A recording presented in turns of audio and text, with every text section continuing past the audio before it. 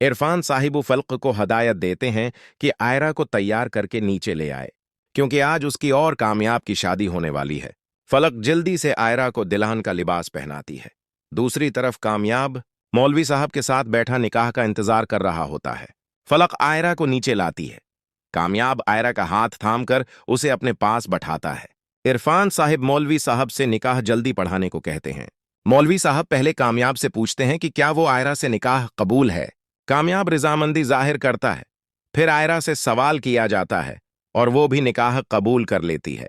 यूं दोनों खुशी खुशी निकाह कर लेते हैं। निकाह के फौरन बाद आयरा इरफान साहब से जज्बाती अंदाज में कहती है कि उसका रिश्ता खत्म न करें, क्योंकि वो उनके बगैर नहीं रह सकती।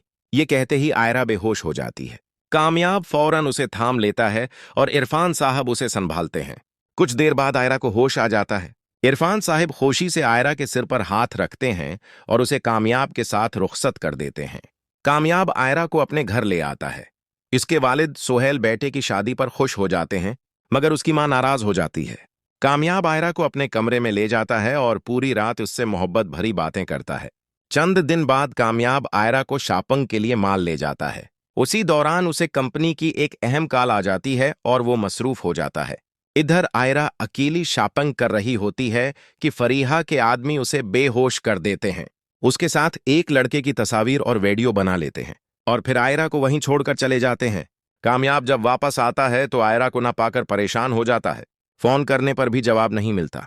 कुछ देर बाद वो आयरा को बेहोश हालत में देखता है और फौरन उठा लेता है। होश में आने पर आयरा बताती है कि उसे कुछ याद नहीं। कामयाब उसे फौरन डॉक्टर के पास ले जाता है। डॉक्टर मुआयना करके खुशखबरी देता है कि आयरा हामिला है। कामयाब बेहद खुश हो जाता है और आयरा को अपनी जिंदगी की सबसे बड़ी खुशी करार देता है। दोनों घर वापस आते हैं और कामयाब अपने वालिदैन को भी ये खुशखबरी सुनाता है, जिस पर सब खुश हो जाते हैं। इसी दौरान फरीहा कामयाब की वालदा नफीसा के मोबाइल पर आयरा की जाली तस्वीर और वीडियो भेज देती है। नफीसा हैरान होकर कामयाब को दिखाती है। कामयाब आयरा से सच पूछता है, मगर आयरा कहती है कि उसे कुछ याद नहीं। कामयाब पूरा यकीन जाहिर करता है, जिससे आयरा खुश हो जाती है।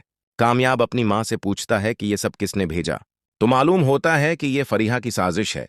कामयाब आयरा को साथ लेकर फरीहा के घर जाता है, जहां वो अपने आदमियों को पैसे दे रही होती है। कामयाब गुस्से में फरीहा को थप्पड़ मारता है और उसे उसकी हरकतों पर सख्त तनबिया करता है। फिर वो पुलिस बुलाकर फरीहा को जेल भजवा देता है, जहां वो कुछ अरसे बाद जहनी तवाजुन खो बैठती है। इधर कामयाब और आयरा अपने हनीमून की तैयारी कर रहे होते हैं कि अचानक इरफान साहब का फोन आता है। वो बताते हैं कि फलक के यहां बच्चा पैदा हुआ है और फौरन घर आने को कहते हैं। कामयाब और आयरा फौरन वहां पहुंचते हैं। फलक को मुबारकबाद देते हैं और आयरा अपने हामला होने की खुशखबरी भी सबको सुना देती है, जिस पर आयरा के वालिदैन बहुत खुश हो जाते हैं।